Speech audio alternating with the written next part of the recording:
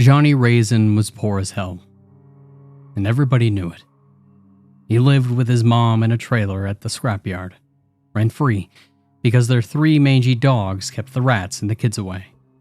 They were hoarders of the worst sort, keeping everything the other people threw away. Stacked against the side of the trailer was a teetering wall of broken, one-wheeled bicycles and tricycles Johnny had collected over the years, streaking with rust and dog piss, like some half-completed Salvador Dali project. There was so much junk inside the trailer itself that it was hard to move without knocking something over. Johnny's mom was 50 if she was a day, and she complained bitterly about the cold, staying wrapped in a massive woolen blanket that hooked and snagged on every metal object in their home.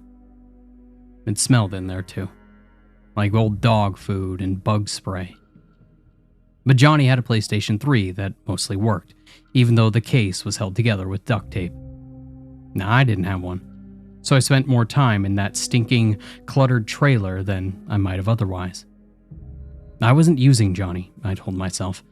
We'd been friends since kindergarten, and when the other kids picked on him, I always stood up for him. He was practically family. My parents let him come over and shower once a week, and my mom was washing his threadbare clothes while Dad cooked him waffles with maple syrup and bacon. Johnny was the brother that I never had, and I knew that if anything happened to his mom, we'd have adopted him in an instant. The only reason that he didn't live with us permanently was that he didn't want to hurt his mom's feelings. "She does the best that she can," my mom said, her forehead crinkling with empathy. "Losing her man hurt her deeper than any of us can imagine." So Johnny Raisin stayed living in the junkyard. And honestly, he liked it that way, because he had more freedom than any kid at his age. Johnny was always trying to make money at school by selling stuff to other kids. Not just his scrapyard treasures. He was an expert scavenger. He raided the lost property boxes at community halls and libraries, and walked around the streets with his head down, scanning for coins and dropped possessions. Most of what he found was garbage, but very occasionally, he'd have a big win and sell something for $20. And when that happened, I'd know because he'd promptly blow it all on candy and soda, making himself sick on all the luxuries that he didn't often get. So when Johnny started showing up at his school regularly with his backpack full of Milk Duds, Twinkies, Skittles, and cans of Dr. Pepper, all for sale, I didn't know what to make of it. The other kids eagerly bought the contraband since Johnny was asking a tenth of the retail prices. They commented on the huge, old-school steel cans the soda came in, antiques from the 80s that Johnny had unearthed somewhere in his nocturnal roamings. I was wary of the long-expired products at first, but the food and drink tasted as good as if they had been packaged last week, so I happily filled Johnny's pockets with coins too. The mystery deepened when Johnny started turning up with new clothes. Well, technically, they weren't new at all. They were relics from several decades ago, just like the soda cans. But the colors were crisp and bright, and the fabric still had packaging creases and smelled of plastic wrappers.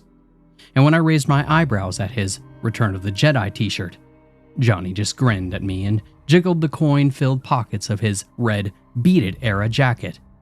He looked like he'd stepped out of some old music video. "Gonna go buy Fallout New Vegas after school," he said, jerking a thumb in the direction of the mall. "Want to come?" "You know I do," I told him, shouldering my backpack. And as we walked, Johnny whistled weird, tuneless elevator music and checked his watch. A decades-old Swatch model that fit perfectly with his theme. I knew that he was playing it up on purpose. I knew that I was desperate to find out where he'd been getting all his stuff. But I was determined not to crack first and ask. "So I've been exploring Emmett's Mall, down by the lake?" he said finally, breaking a full 10 minutes of silence. "Jesus, Johnny. That's where you've been getting all that stuff from." "Yep." "But that place has been abandoned forever. There's nothing left in there." And Johnny just kept on grinning, giving me sidelong glances from beneath the brim of his vintage Lakers baseball cap while I processed the information. Emmett's Mall had been the place to be once upon a time. Back in the 70s, it was the hub for the town, according to my mom. Kids would play ball in the park by the lake while parents shopped at their leisure, transported between the two mezzanine floors by fancy new escalators of shiny chrome and steel. A massive underground parking lot meant finding a spot for your car was never a problem, and it had every kind of store that you could think of, stocking the latest luxuries of the time. But it wasn't to last. Everyone knew the story. One Monday morning in 1981, some kid's body was found on the first floor mezzanine. A security guard was convicted of the murder of the teenager, smashing the boy's face in with a blunt object and then fleeing the scene. If you listened to my mom, the case against him seemed a bit light, but a black guy on minimum wage night shift probably didn't get a very good lawyer, and nobody knew who the boy was. His teeth and jaw were pieced back together, but they didn't match any known dental records. In that typical 1980s way, everyone just tried to ignore that it didn't happen at first, pretending that it was erased by the guilty verdict. I guess it was a different time. But then the store owners started reporting poltergeist activity, disembodied footsteps, whispers, along with stock moving by itself. When word got out that the people were seeing ghosts, the popularity of the mall began to wane. And eventually, they shut up shop, store by store, until the mall was derelict. And in the summer of 1983, the doors were padlocked permanently shut. 30 years later, Emmett's Mall still squatted beside the lake, too expensive to demolish and too haunted to sell. Even the homeless folk avoided it, finding other places to hunker down for the night. There were plenty of places without such dark histories. "It's kind of a secret," Johnny told me. "Can you keep a secret?" I nodded fervently. "You know I can." "All right. Sneak out tonight around 10:30. Meet by the mall. Bring a flashlight and your backpack. You'll need both." "Okay." And we didn't talk about it anymore after that, absorbed as we were in playing the new game Johnny bought. And by the time that I went home for dinner, I'd nearly forgotten the little prickle of fear that I'd felt when he offered to show me the secret of Emmett's Mall.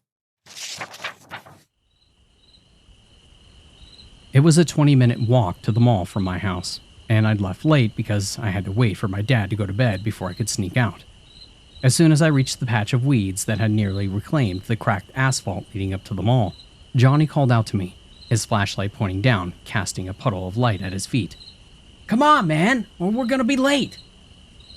I had wondered how exactly we would be late for something that hadn't changed for 3 decades. But I hitched my empty backpack and I hurried up after him as he pushed through the tall grasses growing high around the perimeter of the mall. The steel roller doors were still pulled down over the main entrance, sporting rusted padlocks, but someone had kicked in the side of the corrugated metal, bending it just enough for a person to climb through. "This is how we get in," Johnny said, throwing his backpack through the hole, then clambering in after it.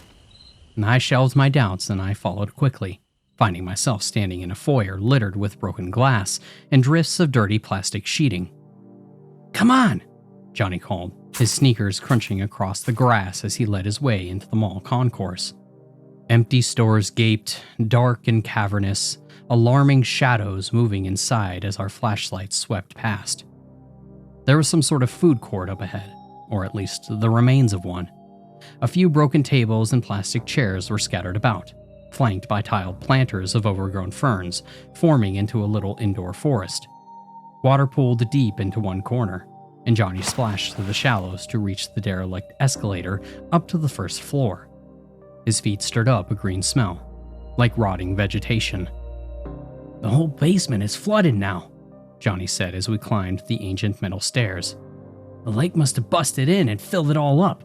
There are even fish down here, if you're brave enough to go." I shivered. I'd never been good with enclosed spaces or deep, dark water. I sure as shit wasn't going to go anywhere that combined both. When we reached the mezzanine, Johnny checked his watch, then flashed his teeth into a smile and nodded. "Right on time." "What happens now?" "Shh. Just listen and watch, okay? You'll see soon enough." And we stood in silence for a minute or so, my ears straining for the slightest hint of sound. And at first, I could only hear the occasional drip of water below us in the flooded section of the food court. But as I listened, another sound began to faintly intrude, drifting on the silence of the empty mall. Old elevator music. It was distant and eerie, metallic and thin, distorted as if echoes of objects that were no longer there. A chill of fear turned my throat sour, and the beam of my flashlight began to tremble until Johnny put a steadying hand on my shoulder. "It's okay, man. I've done this thousands of times. Chill." Faint phosphorus began to prick the corners of my vision, and the music grew perceptibly louder and more real. Between one blink and the next, I realized that the gaping storefronts around us were no longer empty sockets of darkness. Instead, a faint gray-white light dusted everything, showing us a ghostly after-image of what had once been inside the place. "Holy shit," I murmured, and Johnny laughed softly. "Yeah, pretty fucking creepy, right? It always happens just after 11:11, like clockwork." Grabbing my arm, he hustled me along the cracked tiles of the mezzanine, heading for the scratchy glow from one particular store. "This one was Shirley's Candies." Squinting where Johnny pointed, I could see the eerie pale corrosive of a neon sign scrawled across a window that didn't exist, spelling out its name. "My mom told me about it. She used to love the milkshakes from this place."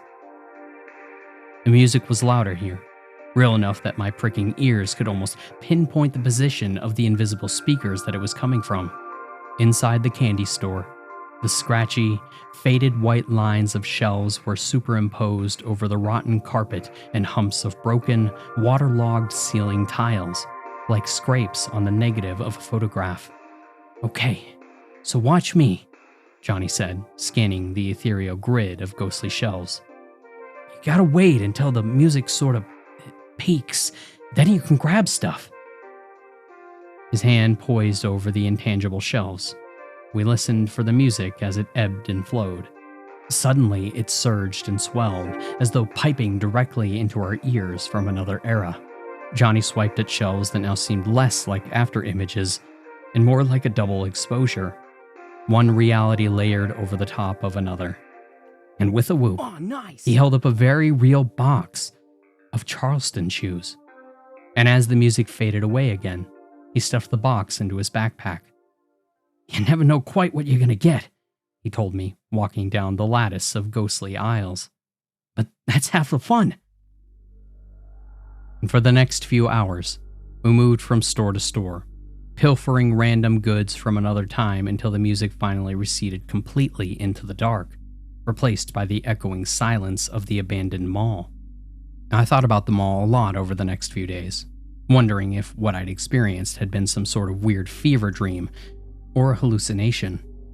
But the boxes of expired candy under my bed and the gleaming new Atari 2600 beside my TV told a different story, one I was still struggling to believe.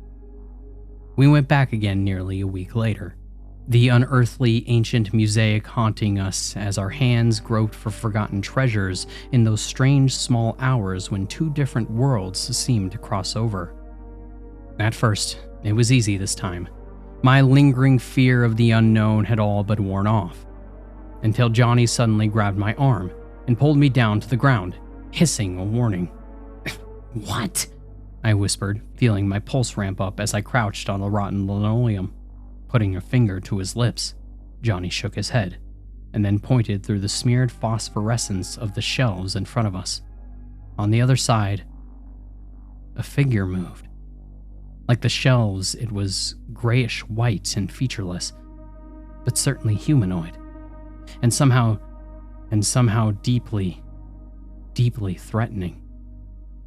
My vision stuttered, my bladder clenched suddenly, and the urge to piss nearly overwhelmed me. As the creature moved towards us, Johnny kept his hand in a fistful of my hoodie sleeve, pulling me right through the insubstantial shelves and out onto the mezzanine, where he ducked into another shop. He looked like how I felt, his eyes wild, and his breath coming out in ragged gasps. "What the fuck was that?" I choked, my voice straggled in my throat. I'd never been so afraid in my life, and I had no idea why. "It's a ghost," Johnny panted. "You gotta watch out for them. They'll come after you sometimes, chase you if they see you. Jesus, fuck, Johnny. You never said shit about ghosts. He spat into the darkness. Well, it's a fucking haunted mall, isn't it? What the hell did you think would be here, Lewis? Why'd you think everybody was so up in arms in the first place? And I swallowed my own sour saliva, not wanting to think much about what had just happened. Okay, what do they do if they catch you? I don't know. I've never been caught. Maybe they pull you into the ghost world. Maybe they steal your life to make themselves real. I'm not a fucking ghost expert. I just know in my gut that if they catch you, something bad will happen. You felt that, right? You can feel the bad all around them. Like death is coming for you. The music was fading away now, and it was almost 1:11 a.m., the time when the ghostly mall had closed. Heading for the foyer, I shook my head, shouldering my loot-filled backpack. Well, in that case, I'm not coming back here ever again. It ain't worth it for some old candy and ancient video games. Johnny said nothing as he climbed after me through the hole in the steel door. I wondered how many times he'd been here, and how many times he'd almost been caught. And I wondered why he didn't just stop.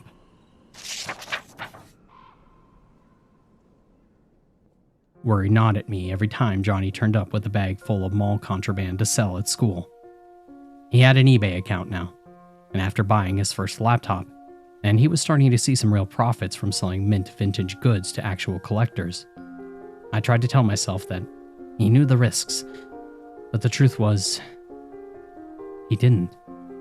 We had no idea what would happen if he got caught by the ghosts of Emmett's Mall, and I felt like the world's shittiest friend for letting him put himself at risk like that. I'd always been Johnny's defender. Everyone knew that if they messed with little scrawny Johnny Raisin, Louis Belmont, the tall, fast kid, would come and beat their ass for messing with his friend. Now Johnny was facing something so much worse than kindergarten bullies, and even if he was doing it by choice, just for money, I felt like crap for not being there for him when he needed me. And when Johnny turned up one day with a big bruise on the side of his face and a welt on his hand, I knew exactly what had happened. I fell, he tried to tell me. Oh, like hell you did. He gave me his lopsided grin and shrugged. Well, they didn't catch me. I got away. Not without getting fucked up. I'm okay. You're not okay. You need to stop, Johnny. His grin faltered and faded, and I heard the receding mall music in my memory as his smile deserted him. I can't. I can't, Louis. I blew out a long breath. Fine. If you need to keep going back there to that place, I'm coming with you. At the very least, I can be your lookout so the spooks don't get you. I thought about how weird it was that we were talking so casually about otherworldly spirits, as if they were just mall security that we needed to dodge while shoplifting. It was more fun with you there anyway, Johnny said, forcing lightness back into his voice, and I tried to do the same. Well, I guess that settles it then.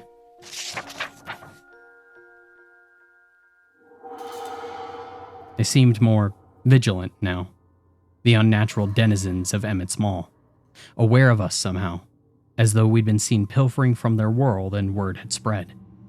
I wondered if we'd outstayed our welcome, but Johnny was convinced that everything was still okay, whether that had just been greed talking or something else driving him. I wasn't sure, but with my baseball bat tucked under my arm, I felt less scared of the spirits that haunted this place. I figured if they could hit Johnny, maybe I could hit them back. And we did all right for a while, staying out of trouble. It was a big mall, and 2 hours seemed like a short enough time to not get caught. There had been a couple of close calls. Johnny couldn't run as fast as I could, but we knew the place well enough now that we could always find somewhere to hide. And then it all came crashing down on us. We'd been switching the days that we went to the malls, as if it would confuse the ghosts, assuming that they thought like we did. And this time it was a Sunday. I'd been on guard at the top of the escalators when I heard peltering sneakers, then Johnny calling out to me, true alarm in his voice. Clutching one strap of his backpack, he was running as fast as he could along the top mezzanine, his stupid Michael Jackson jacket jingling as he ran. But the ghost was faster.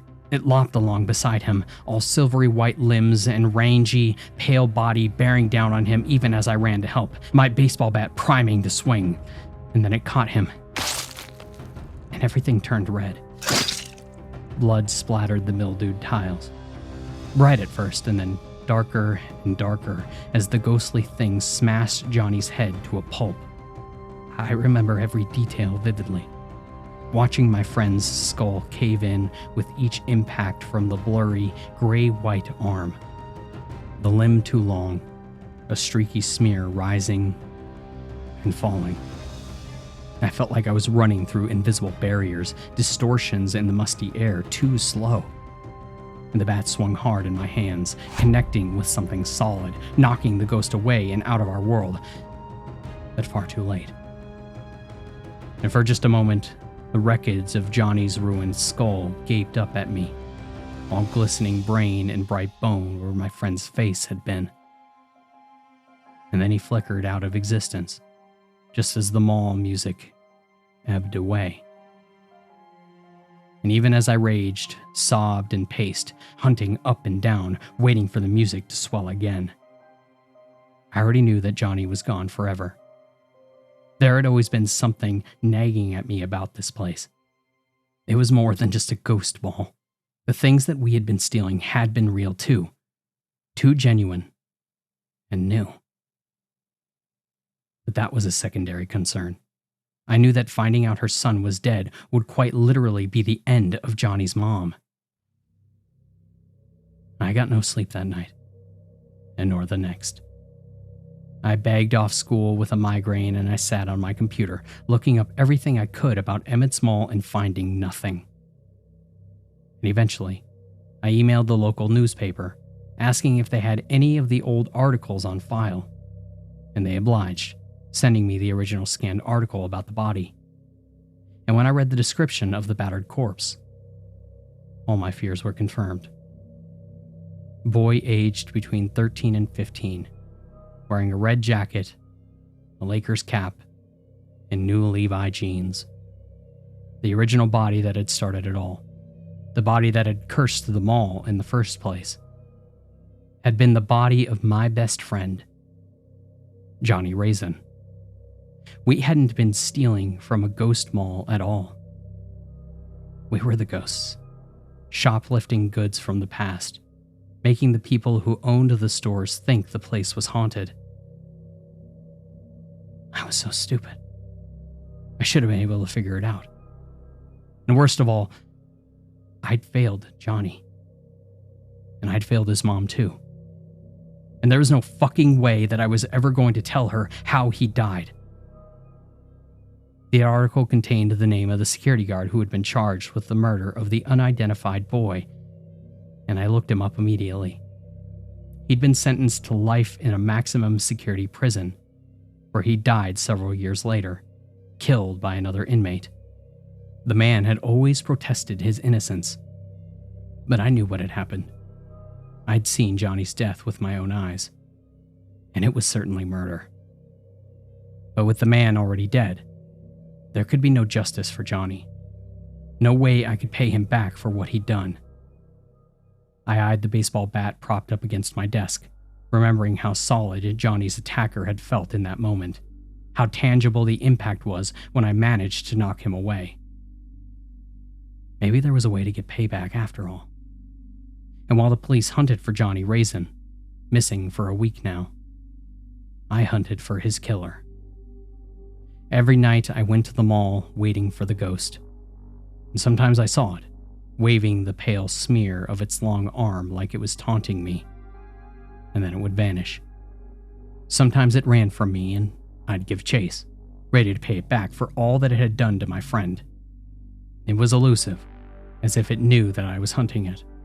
Sometimes it'd disappear from one spot, then reappear on another side of the mall almost before it had faded in front of me, almost as if there were two versions of it. And it became my mission the focus for my grief. I managed to clip it with a pretty good swing one night, but it vanished again. And I stood and howled with rage, shaking my bat at the ceiling and swearing that I would fucking kill that damn thing. And then it eventually happened. Exactly as it should have. I could tell the ghost had its back to me, and I ran right as the music peaked, echoing through the abandoned mall. Hearing me, it turned, then fled along the mezzanine. Yelling incoherently, I chased it down, putting everything I had into my long strides. I was faster than it, and as it stumbled, my bat came down on its head. Silver sparks exploded from it as it went down, and screaming with triumph, I struck it again and again until bright silver pooled around with what had been its skull. Too late. I saw another ghost approaching, charging straight for me, and then a powerful blow smashed straight into my jaw, knocking me sideways. And as I lay on the filthy floor, the world stuttered and flickered for a moment, like a slipped film. And I saw red. A red jacket, a Lakers cap, a mangled skull, and an achingly familiar boy standing over us, holding a baseball bat.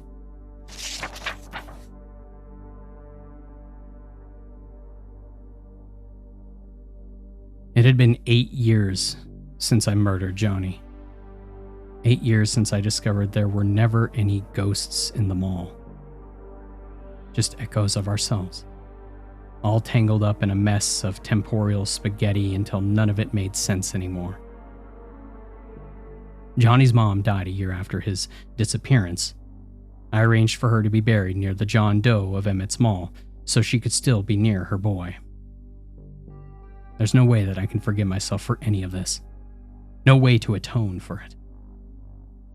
Emmett's Mall still sits there, slowly rotting away, tempting me with its quantum mysteries, telling me that I can go back there and stop myself from killing Johnny, that I can fix everything. But time doesn't work that way. What happened has happened. There can be no paradox, no change. Johnny's life was a perfect loop, and I was the hand that spliced it into shape. Maybe one day I'll be rich enough to buy that time-forsaken mall and smash it into the dirt. But for now, I still have too many demons to deal with. And until then, I urge all of you, stay the fuck away from Emmett's Mall.